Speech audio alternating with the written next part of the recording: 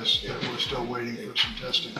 Germaine Young, 240916. I decided to quit saying DCCR. I'm over it. Right off the bat, aggravated sexual assault of a child. That's one of the most serious felonies in Texas law, carrying potential life sentences. And here, the holdup, waiting on DNA evidence. It's a reminder, in court, science can be the deciding factor, but it sure doesn't move fast. It's too much. All right, sir, you Germaine Young? Yes, ma'am. And Mr. Young is charged with aggravated sexual assault of a child. And Mr. Burbank, what is the announcement? I think we're still waiting for some testing, Judge. We are, Judge. I put a call in. I got a response on my DNA. That's the only thing that we had at CPS. We've received that. Got that. So this is the only thing that we're waiting on. And did they give you any type of... All through with it. All right, let's do, we'll do, now that we've got CPS, that's the only thing we're waiting on. I'm going to do 60 days. And then hopefully we'll have some information. Obviously, when it gets close, if you can get back with them and see where we are. If we need to let them know some special setting to make it move up, then we'll see if we can get that done. Yes, ma'am. Stay in touch with Mr. Burbank. He'll let you know when you need to be back. Yes, ma'am. All right, we're free to go. Yes, sir. So I wonder where... I borrowed some time, but I can't tie it. It's all right, you're good. All right, are you Maverick Neil? And Mr. Neil's charged with aggravated assault with a deadly weapon in 24 DCCR 2436. And what is the announcement? Judge, we'd reset from... Listen to this. The prosecutor can't find the complaining witness, but still plans to move forward. That's because in Texas, you can convict someone even without the victim's testimony, as long as there's other strong evidence. The defense just lost a big piece of leverage. I'm trying to contact the complainant. I'm not getting any answers for written correspondence or the different phone numbers my investigators know to locate for. But I'm not inclined to dismiss because of the seriousness of these charges, Judge. I've made a probation offer, which I believe is going to be rejected. And if that's the case, I guess we're set for trial, and I'll could double our efforts to locate her. And you intend to go forward with or without? I believe I can prove the case without her presence, Your Honor. Okay, so if, sounds like there needs to be a rejection done. If there's not going to be, if he does not want to accept any plea agreement, let's get the rejection done this morning. That's on the tablet, and then I'll call you back up when I'm ready to take care of that. Anthony Whitmire. All right, so Mr. Neil, in cause number 242436, you're charged with a second-degree felony offense of aggravated assault with a deadly weapon, and that's from October 26th of 2024. The judge is laying out the punishment range to 2 to 20 years. That's not just formality, it's a psychological move. The defendant is hearing the worst-case scenario right before deciding on a plea deal. What that means, sir, is that if you go to trial and you're found guilty, the range of punishment would be between 2 years and up to 20 years in prison. Do you understand? Yes, I do. And I have here on the computer a plea bargain rejection that you've signed with Mr. Doyle. This shows that the district attorney's office has made an offer, if you wanted to enter a plea of guilty in your case, for a 5-year deferred probation, a $500 fine, and you would be required to follow all of the rules and conditions of probation. And with that type of probation, if you successfully completed it, the case would be dismissed and you wouldn't have a felony conviction. Do you understand? So I want to make sure that you do understand everything, because it's very important that after today, if I put your case on the trial docket, I won't accept this plea agreement. All right, so if you want the plea agreement, fine. If you are not guilty and you want to have a jury decide, that's fine as well. Mr. Nichols has stated earlier today that he intends to go forward with or without the complaining witness in this case. So we've talked about that. I don't want you to think that at some later date he intends to dismiss the case or something would change unless there's new evidence that comes forward. This is a one-shot offer. If he says no today, that 5-year deferred probation disappears forever. Judges do this to keep the docket moving, but it also forces a life-changing decision in the moment. So if you don't want to take this 5-year deferred probation, that's fine. We'll put it on the trial docket, but I want you to make sure you understand that I will not accept this agreement after today. If you change your mind later and you want to enter a plea of guilty, then you can plea open to the court or to some other plea agreement. Do you understand that? And do you want to reject that plea agreement and have your case set for trial? It's your decision. Sorry. I mean, go ahead. I mean, if y'all need to talk some more, but You don't want to plead, correct? Yes, you want to plead, or no, you don't want to plead. That's what we've been talking about outside. so you've been talking about it with Mr. Doyle. Because I'm not understanding what. What are you not understanding? It's been 4 times, right? I don't know about 4 times. He's talking about the docket call. Okay. The state had indicated to me that they might have, or I indicated to the state rather, that the victim didn't want to prosecute the case. Right. He's never been able to get a hold of the victim. Right. To have her tell him that. He feels like he's been up here enough that I have the authority to make the state dismiss it, and I don't. No, correct. So Mr. Doyle is doing everything he can with trying to negotiate with the district attorney. And it is legally possible for the state to go forward with the case without the complaining witness, and that is what they intend to do, according to Mr. Nichols, correct, Yes, Mr. sir. Nichols? A key takeaway here. The state's making it crystal clear. With or without her, we're going to trial. Translation. They think their evidence is strong enough to win, even if the star witness never shows up. So with or without her, they're going to present the evidence that they do have to a jury if you go to a jury trial, and then that jury can decide whether or not you did or didn't do what they're charging you with. So today is the day to decide if you want to go to trial and let that jury decide whether she comes or not, case isn't getting dismissed, or if you want to enter a plea of guilty to the offense for that 5-year deferred probation. So you want to have a jury decide. Then I will place your case on the trial docket. Mr. Doyle will begin preparation for trial. Okay, do you have an idea? They'll send you that date. We're about Okay. 3 months or so. Okay. Okay? Yes, sir. Thank you. You're free to Thank go. you, Your Honor. Mr. Bennett didn't have this setting on his calendar, and he hasn't made. We're going on the lesser included robbery. Thank you. There are some misdemeanors that are out there that are gonna be, taken care of, so we're gonna need to determine the restitution on those misdemeanors as far as, if there's any. Good morning, sir. Are you James Ward? And Mr. Burbank, will your client waive the formal reading of the indictment? You will, Your Honor? Mr. Ward, in cause number 240541, you're charged, the state has elected to proceed on the lesser included offense of a second-degree felony offense of robbery. Now we see a lesser included offense, robbery, instead of something heavier. Pleading to a lesser charge can mean reduced penalties, but it also means admitting guilt to something to avoid the bigger risk. And that's from April 11th of 2022. And how do you plead to that charge? Are you pleading guilty freely and voluntarily? Yes, ma'am. And are you pleading guilty because you actually did what they've charged you with? I have here on the computer some documents that have your signature on them that the state's marked as Exhibit Number 1.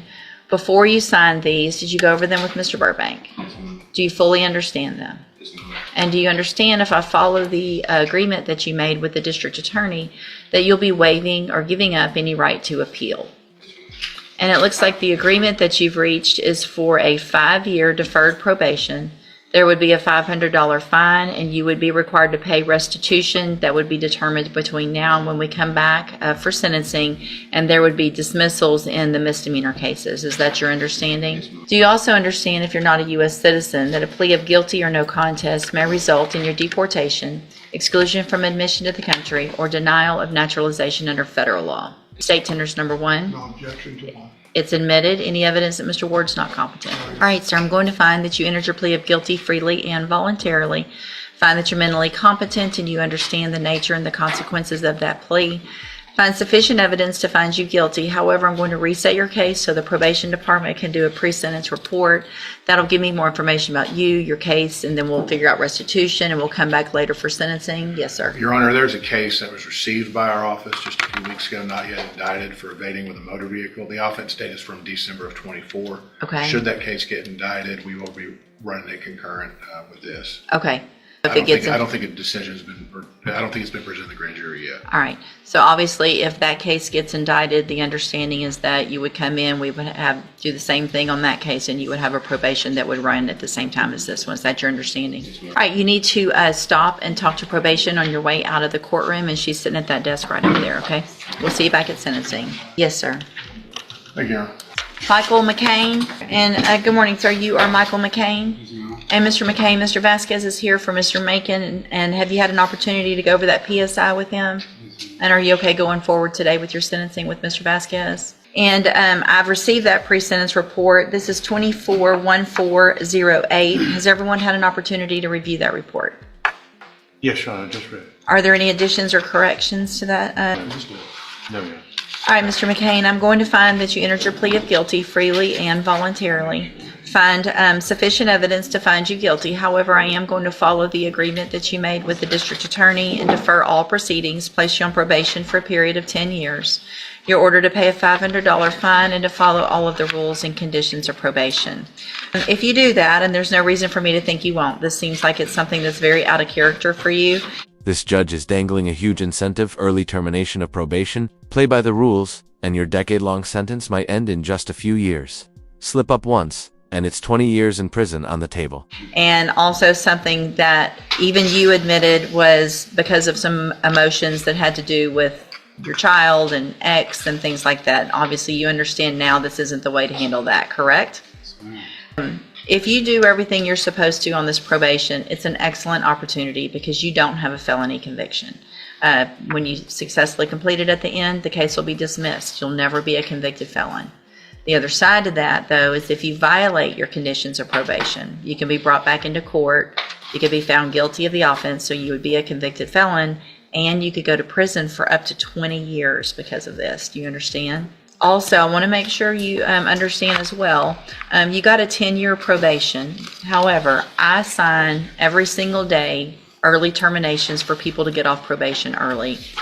And so that could very well happen, it looks like, with you. And if you do everything you're supposed to while you're on probation, get your community service done early, follow all of the rules, don't test positive for anything, don't obviously get arrested for anything else. Anyway, do everything you're supposed to, then you would be eligible early to get off probation. So make sure you do all of that and you don't have to worry about the whole 10 years. If you're not doing everything you are supposed to, then obviously you could end up on it for 10 years or you could end up with a revocation. You understand? All right, I'm handing you the trial court certification. It shows this was an agreement that I followed, and so you have waived your right to appeal. If you'll just have a seat here in the courtroom, probation will call you up when she's ready to go over all of your paperwork. All right, good luck to you, sir. Thank you, Mr. Vasquez. Thank you, Your Honor. Well, I guess we're going to wait just a little bit longer to see if he shows up, and then we'll try to figure something out in just a little bit, ma'am. So don't let you can step right outside the courtroom, but don't go far unless I tell you you can leave, okay? All right. We'll be in a short recess. I'll get you. Good morning. You're Kennedy Webb. And Ms. Webb, this is your initial appearance and cause number 25 DCCR 0258. You're charged with the state jail felony offense of either it's false alarm or reporting of an emergency from November 12th of 2024. And since you have made bond in your case, have you had an opportunity to try to hire a lawyer? Yes, I have, but I can't afford it. Are you working? Yes, I recently just got a part-time job, and I'm also a full-time student still. You are still, they didn't do anything with regard to that as far as, are you still a student at Lamar? No, I'm at a community college back in my hometown, And where's that? Arlington, Texas. And what community college is it? Germaine County. So I'm going to have you fill out some paperwork this morning, Ms. Webb, to see if you qualify for a court-appointed lawyer. You need to fill it out accurately and completely. Any income you might have, any bills that you have, put it all on there because you're going to swear under oath that it's all true and correct, and then I'll take a look at it. Step in front of the clerk and she'll give you that information. Yes, ma'am. See, Mr. Boudreaux, you have a David Holland. Good morning, sir. You're John Van Wright. And Mr. Van Wright is charged in each of his cases with injury to a child, elderly, or disabled individual. And what is the announcement? Your Honor, Brennan Mitchell filed an appearance this morning. He's going to serve as lead counsel in this case, and I'm going to take a step back as co-counsel. It's obviously if he just filed it, it takes time to get through e-file, so we don't see all of that yet. Any issues, Mr. Smith? So one of these is an MTRP and one of them is a new case. All right. No issues with regard to any contact or anything that we're not wanting? And probation's here as far as, for now, everything's going up. Okay, I'll reset the case and Mr. Mitchell can get the information that you have, obviously, with regard to discovery. If there's anything else that needs to be turned over, we'll get an announcement at the next court date. Thank you, Judge. All right, thanks. If you'll make sure and get that request in. Absolutely. Thank you. You're free to go. Good morning. Are you Diamond James? And Ms. James, this is your initial appearance in cause number 25 DCCR 0437. Just a second. You're charged with a third-degree felony offense of hindering apprehension or prosecution of a known felon from March 5th of 2025. Since you've made bond in your case, have you had an opportunity to try to hire a lawyer? So what I'm going to do, Ms. James, is reset your case about 30 days to give you some time to try to hire someone. If you get someone hired before the next court date, bring the reset notice that you get today to that lawyer. They'll tell you what to do. If you're unable to hire someone, then I'm ordering you to visit with at least 3 lawyers. They all charge different amounts. They all have different payment plans. If you're sitting in here, you've heard it's not just a game to come in and tell me that you've write 3 numbers down. You need to actually speak with at least 3. The point of this is to try to hire a lawyer, okay? But bring me back the names of those that you've contacted and talked to so that I know you're trying and we'll discuss your options. If you don't do that, then when you come back, you run the risk of me raising your bond and you would have to go back to jail. Do you understand? As a condition of your bond... Notice how the judge warns against contact through DIMS and social media. That's because violations don't have to be face-to-face. Even a harmless light could land you back in jail. Were you ordered not to have any contact with Germaine Young? You were? Okay. I want to make sure you understand how important that is. You cannot have any contact or communication with him. That obviously means in person, but it also means through social media and DMs and whatever else is out there. If I find out that you've had any contact or communication with him, then your bond would be raised and you go back to jail. You understand? All right, step in front of the clerk. She'll give you your reset notice. Good morning. They're calling his name. Good morning. Hey, well, good morning, sir. You David Holland? And Mr. Holland is charged with theft of service. Mr. Boudreaux, what is the announcement? Your Honor, we've been offered a settlement with the DA's office. I talked to Mr. Coleman on Thursday or Friday, and I had to explain to him, I had to explain to my client that he didn't keep the truck more than probably a day or 2, but it didn't get recovered for about 4 weeks, for about 4 months. And we believe that he'll be able to come up with the money to pay what Mr. Coleman is asking. He's wanting $2,300. Yeah, I don't need to get all the details. I just need to know if you have something worked out, if you need a little more time. Judge, could we, I don't know if this is too long to ask for. 30 days is my day. But about what I was going to ask for was about a month and a half. Mr. Holland, you've discussed with Mr. Boudreaux what your options are. Do you feel like 45 days would give you some time to get together what the district attorney's asking for? All right, so I will do a 45-day reset. If you get that taken care of, great. If not, when you come back, there'll probably have to be something else that's looked at as far as how it's going to get worked out. Okay? All right. Thank you. Y'all are free to go.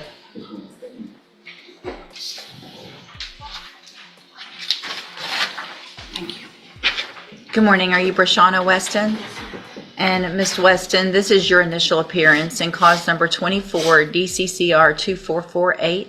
You're charged with the second-degree felony offense of burglary of a habitation from June 17th of 2020.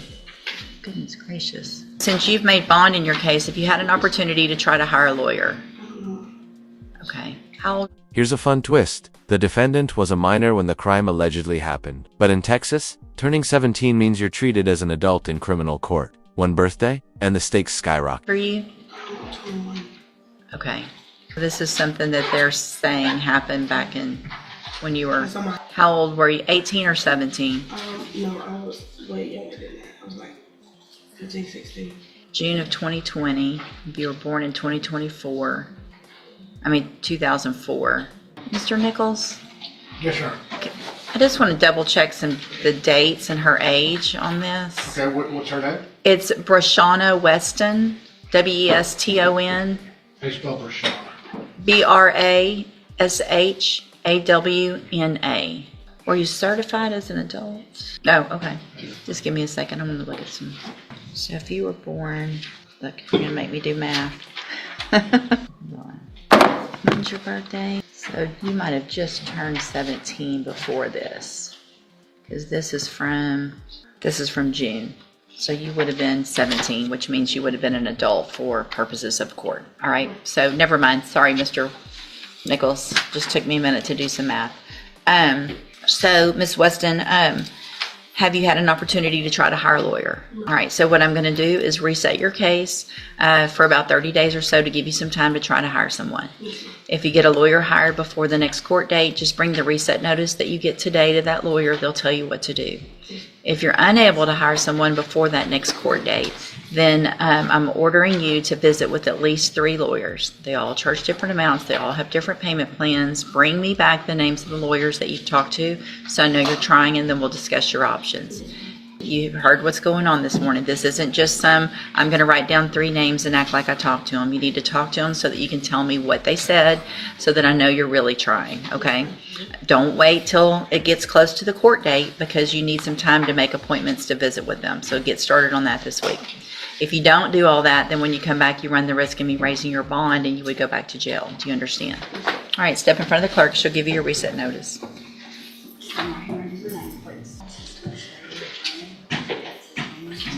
Give me just a second to pull up. All right.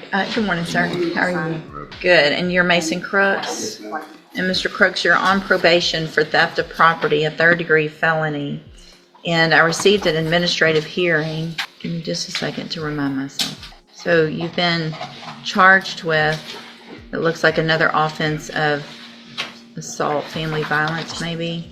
Is that correct? But it looks like they're not pursuing that. Is that still the position? And then not reporting online or by mail to Jefferson County for several months. I have a set of proof. So My wife got a vehicle over the week, so I'll be able to start doing more community service. are you working? Why aren't you working?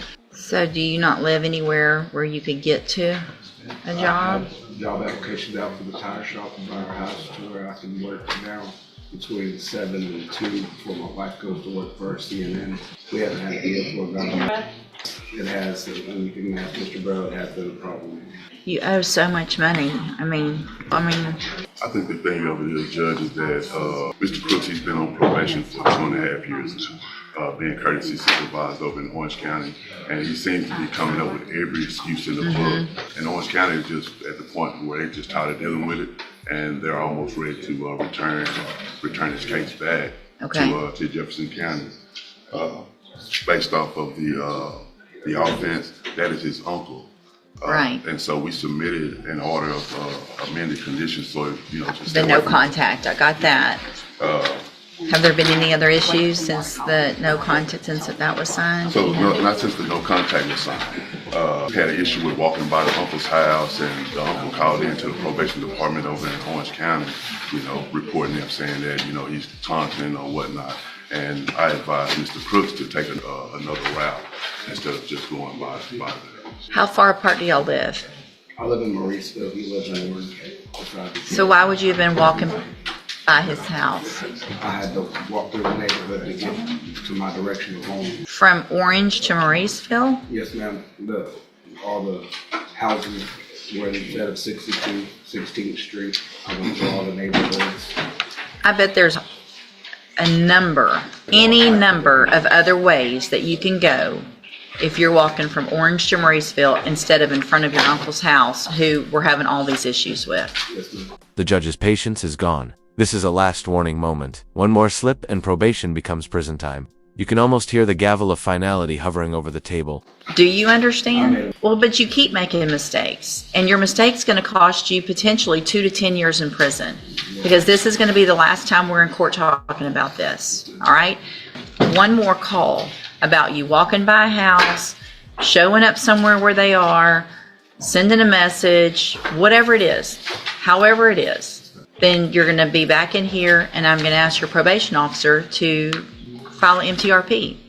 If you're not paying the money and we're not getting the victim of this paid back, then you might as well be sitting in prison. So it's time for you to get busy. You've been on probation for 2.5 years, and from this point forward, it is not going to go like it has been. There's not going to be an excuse for everything. Figure it out. Walk, get a bicycle, get a job, and start making payments.